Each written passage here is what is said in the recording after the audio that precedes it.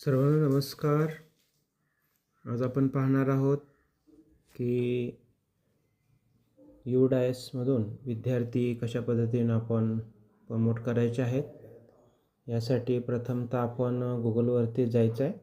त्यानंतर UDIS plus असं type करायचं आहे. टाईप केल्यानंतर आपण UDIS प्लसवरती क्लिक केल्यानंतर आपल्यापुढे अशी वेबसाईटची विंडो ओपन होते. लॉग इन फॉर ऑल मॉड्यूल्सवरती आपण क्लिक करायचं आहे.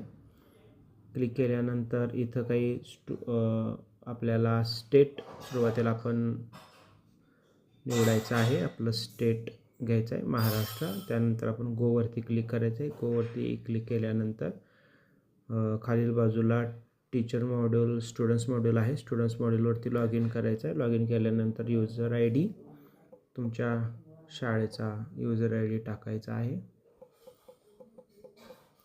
युजर आय डी टाकल्यानंतर पासवर्ड या ठिकाणी आपल्या शाळेचा टाकायचा आहे. टाकल्यानंतर कॅप्चा टाईप करायचा आहे.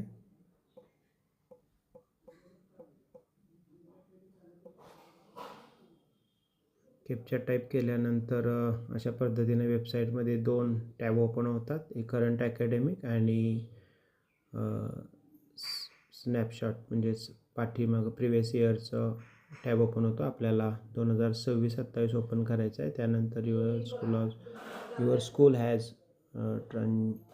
ट्रान्झिशनड टू 2026 अँड 27 साठी ओपन होते. क्लोज म्हणायचं आहे आपण. यासाठी आवश्यक माहिती इथं दिलेली आहे. आपल्याला लिस्ट ऑफ अपार आय डी मिळू शकते. MBUचे स्टुडंट्स जे प्रोग्रेसिव्ह नाही आहेत किंवा त्यांचं करणं गरजेचं नाही त्याची माहिती इथं मिळू शकते. आपण ती क्लोज करायची आहे. क्लोज केल्यानंतर मेनूवरती जायचं आहे. मेनूवरती गेल्यानंतर स्टुडंट्स मूवमेंट टू प्रोग्रेशन्सवरती क्लिक करायचं आहे.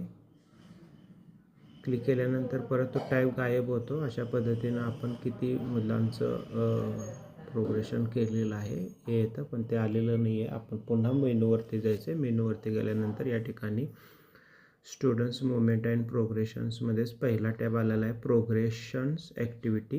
याच्यावरती क्लिक करायचं आहे. क्लिक केल्यानंतर प्रोग्रेशन ॲक्टिव्हिटीवरती क्लिक करायचं आहे. इथं क्लिक केल्यानंतर आपल्याला सिलेक्ट क्लास निवडायचा आहे. क्लास निवडल्यानंतर आपला मागील वर्षाचा क्लास निवडायचा आहे. म्हणजे आपला इयत्ता 3री असेल तर तो इयत्ता 4थीमध्ये ते विद्यार्थी आपण शिफ्ट करणार आहोत किंवा प्रमोट करणार आहोत. यासाठी आपल्याला वर्ग निवडायचा आहे चालू वर्षाचा. त्यानंतर